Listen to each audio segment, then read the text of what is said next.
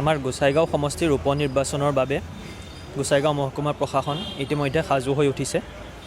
নিৰ্বাচন প্ৰক্ৰিয়াৰ লগত জড়িত বিভিন্ন ষ্টেজ বা বিভিন্ন স্তৰ আমি ইতিমধ্যে অতিক্ৰম কৰি আজি শেষ পৰ্যায়ত উপনীত হৈছোঁ। হাতত মাত্ৰ এটা দিন বাকী আছে। আজি 28 তাৰিখ, 30 তাৰিখে আপোনালোক সকলোৱে জানে যে নিৰ্বাচনৰ দিন, আৰু 30 তাৰিখৰ দিনা ৰাতিপুৱা 7 বজাৰ পৰা আবেলি 5 বজা পৰ্যন্ত আমাৰ ভোট গ্ৰহণ হ'ব।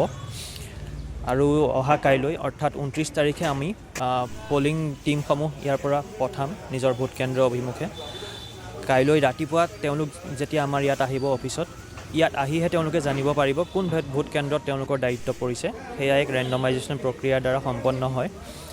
আৰু ইতিমধ্যে আমি বিভিন্ন স্তৰ, মই যিদৰে কৈছোঁ যে সম্পূৰ্ণ কৰিলোঁ। পলিং বিষয়াসকলক এপইণ্টমেণ্ট দিয়া হৈছে অলৰেডি উইথ 25% ৰিজাৰ্ভ। এই ৰিজাৰ্ভ আমি ৰাখিছোঁ, তাৰ কাৰণটো হৈছে ক'ভিড পৰিস্থিতি বা অন্যান্য দিশৰ যাতে মোকাবিলা কৰিব পৰা যায়, সেইবাবেই 25% আমি ৰিজাৰ্ভ এপইণ্টমেণ্ট দিছোঁ। লগতে তেওঁলোকৰ প্ৰশিক্ষণ কাৰ্যসূচীও সফলভাৱে সমাপ্ত হৈছে। কালি আছিলে আমাৰ প্ৰশিক্ষণৰ শেষ দিন। এই প্ৰশিক্ষণ কাৰ্যসূচীত আমি পলিং আৰু প্ৰিজাইডিং বিষয়াসকলৰ লগতে অন্যান্য দিশতো যিসকল বিষয়া জড়িত হৈ আছে, যেনে ছেক্টৰ অফিচাৰ, জ'নেল অফিচাৰ বা আমাৰ MCC দল, এই সকলোকে আমি প্ৰশিক্ষণৰ ব্যৱস্থা কৰিছিলোঁ। ইতিমধ্যে সেয়া সম্পূৰ্ণ হৈছে। লগতে আমাৰ যিদৰে চিভিল প্ৰশাসনৰ পৰা জ'নেল আৰু ছেক্টৰ অফিচাৰসকলে দায়িত্ব পালন কৰি আহিছে ইমান দিনে, আৰু সেইদৰে ঠিক পুলিচ প্ৰশাসনেও তেওঁলোকৰ পুলিচৰ তৰফৰ পৰা জ'নেল অফিচাৰ, ছেক্টৰ অফিচাৰ ইতিমধ্যে এপইণ্টমেণ্ট দিছে। কালি আমাৰ এখন জইণ্ট সভা অনুষ্ঠিত হৈছিলে, যুটীয়া সভা।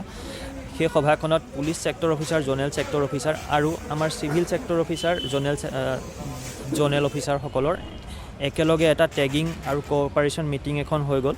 সেই সভাতে যুটীয়াভাৱে এটা ৰণকৌশল প্ৰস্তুত কৰা হ'ল, কিদৰে আমি সফলভাৱে আৰু সুৰক্ষাৰ দিশটো সম্পূৰ্ণ কটকটীয়াকৈ ৰাখি আমি আমাৰ নিৰ্বাচনটো সম্পূৰ্ণ কৰিব পাৰোঁ।